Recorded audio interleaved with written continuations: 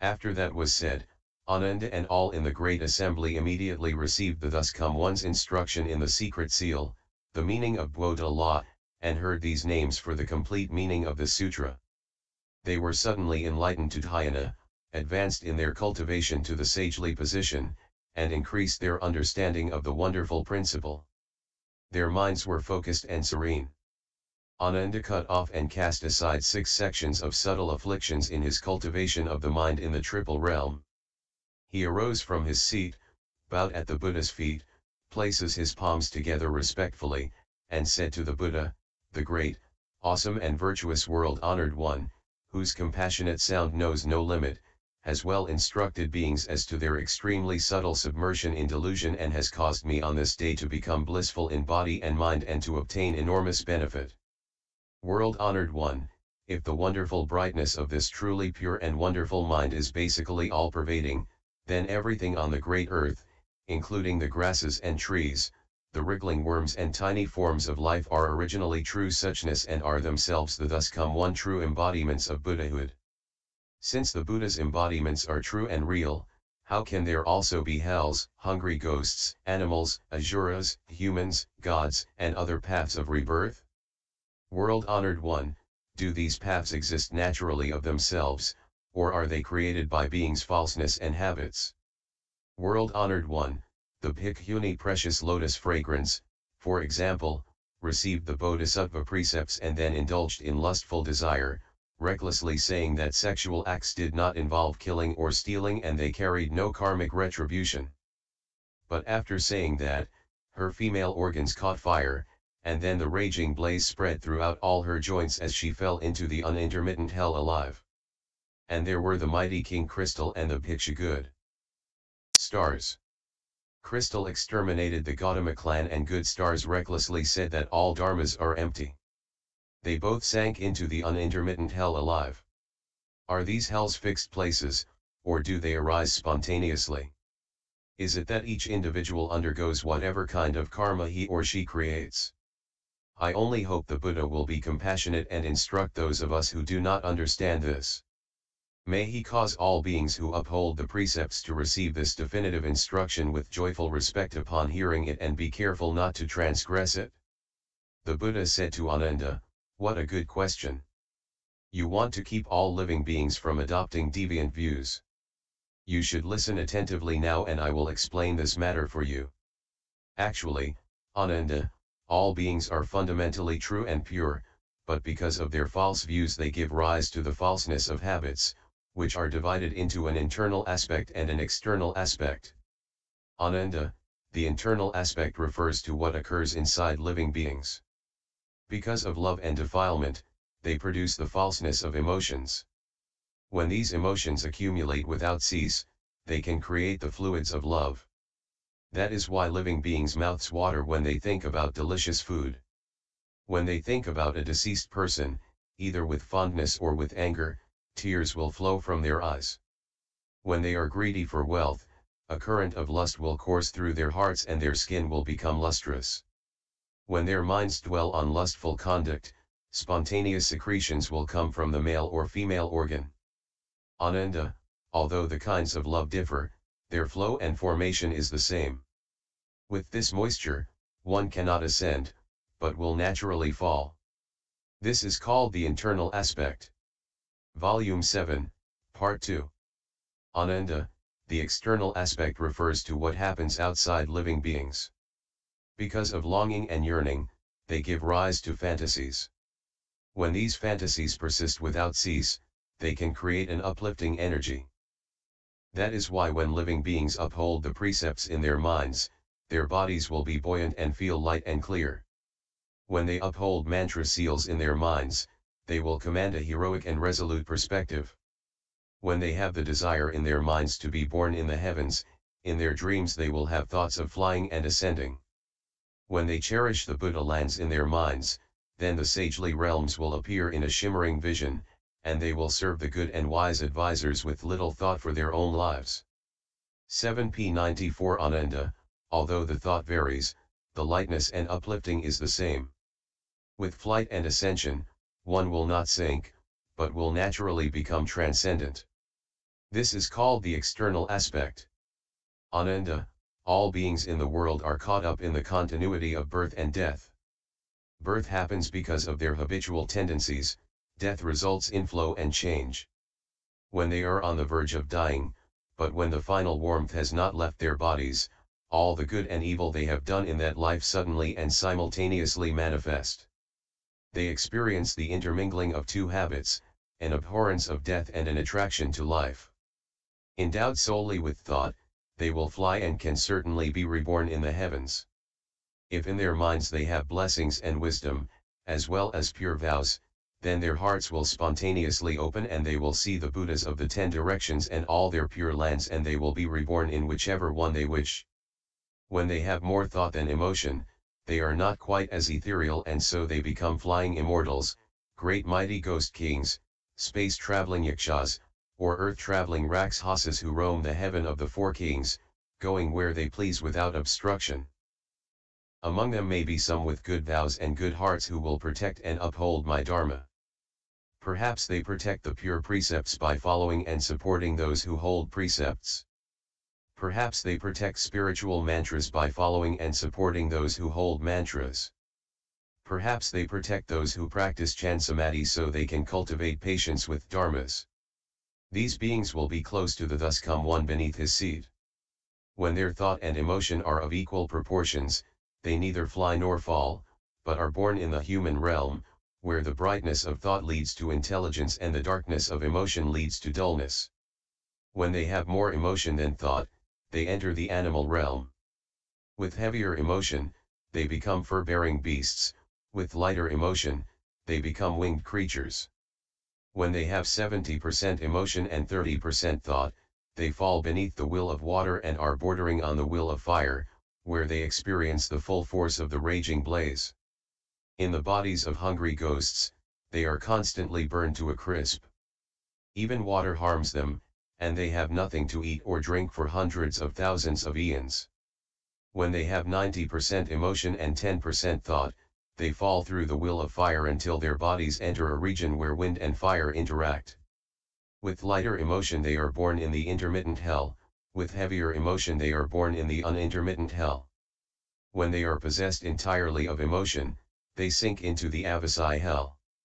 If in their minds they slander the great vehicle, defame the Buddha's pure precepts, irrationally speak Dharma, are greedy for offerings from the faithful, recklessly accept the respect of others, commit the 5 rebellious acts and the 10 major offenses, then they are further reborn in Avachi hell throughout the 10 directions.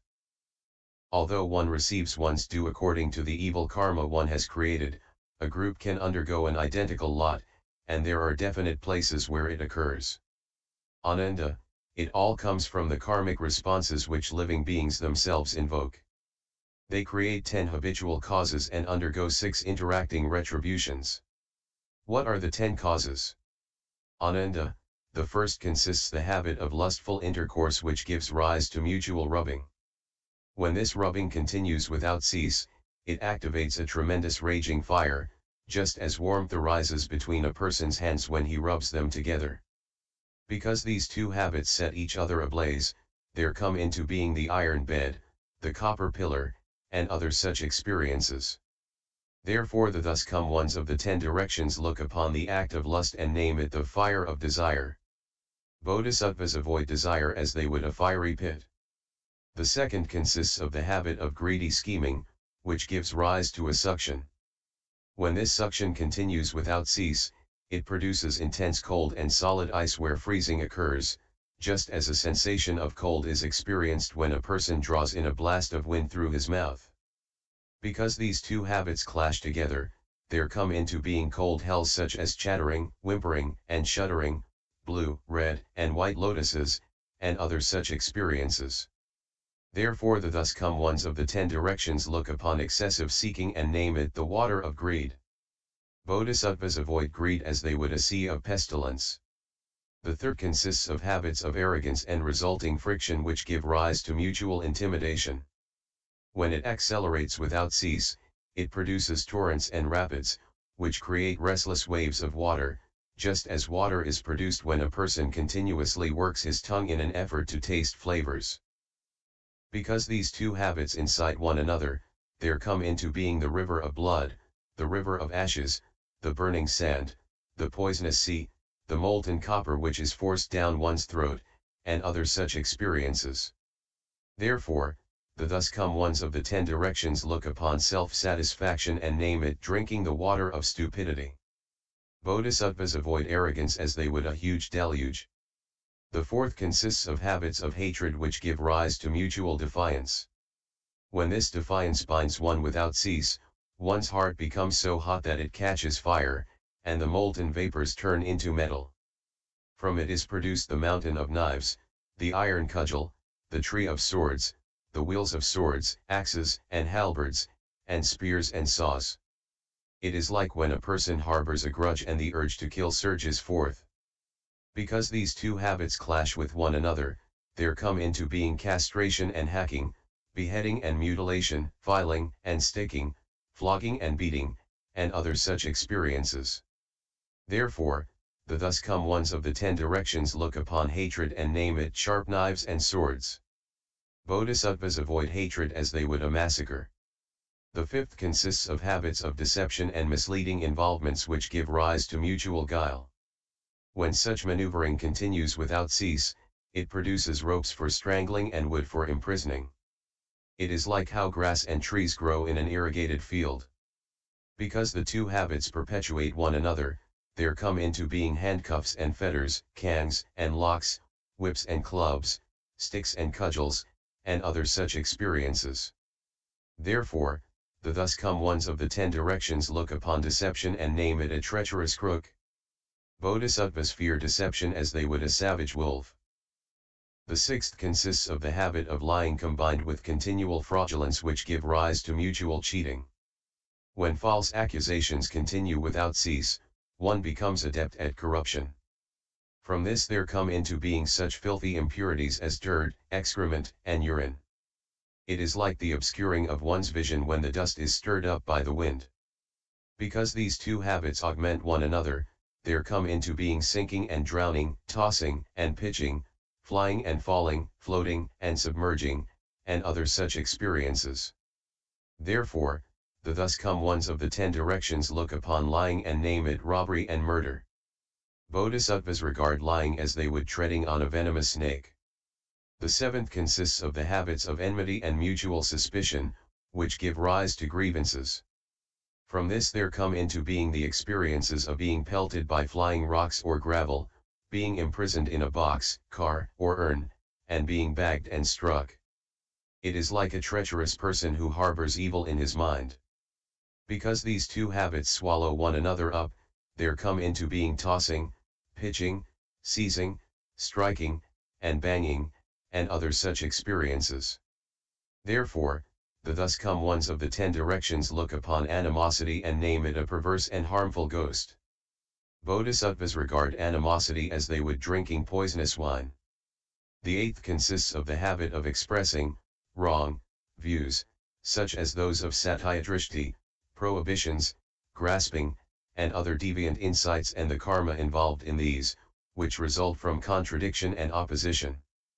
From these there come into being court officials and deputies holding documents, whom one meets as if they were people coming and going on the road.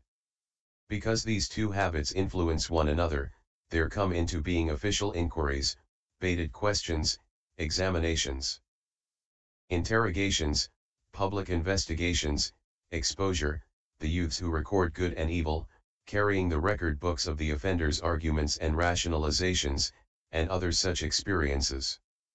Therefore, the thus come ones of the 10 directions look upon evil views and name them the pit of views. Bodhisattvas regard having false and one-sided views as they would standing on the edge of a steep ravine full of poison. The ninth consists of the habit of injustice that comes from instigating false charges and libeling. From them are produced crushing between mountains, crushing between rocks, stonearillers, stone grinders, plowing, and grinding.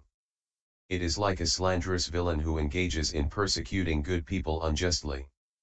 Because these two habits join ranks, there come into being pressing and pushing, bludgeons and compulsion, squeezing and straining, weighing and measuring, and other such experiences.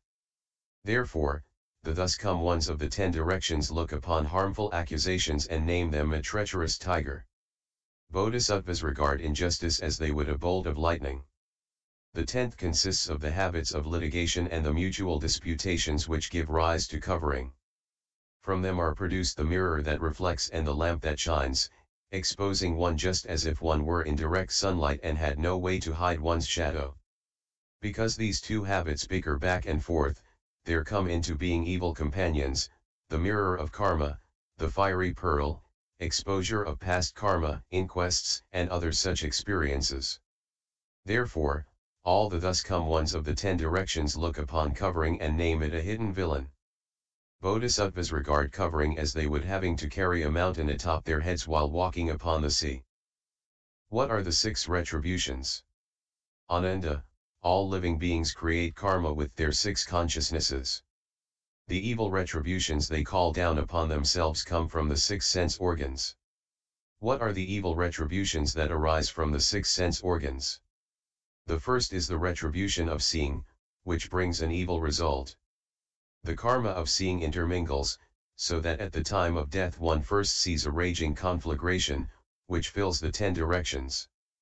The deceased one's spiritual consciousness takes flight, but then falls. Riding on a wisp of smoke, it enters the unintermittent hell. There, 2 kinds of phenomena may occur. The first is clear perception, in which one sees all sorts of evil things. This causes one to experience boundless fear. The second is obscure perception, which is a stillness devoid of seeing. This causes one to experience boundless terror. When the fire that comes from seeing burns the sense of hearing, it becomes cauldrons of boiling water and molten copper. When it burns the breath, it becomes black smoke and purple fumes. When it burns the sense of taste, it becomes scorching hot pellets and molten iron gruel. When it burns the sense of touch, it becomes white-hot embers and glowing coals. When it burns the mind, it becomes sparks of fire that shower everywhere and whip up and inflame the entire realm of space. The second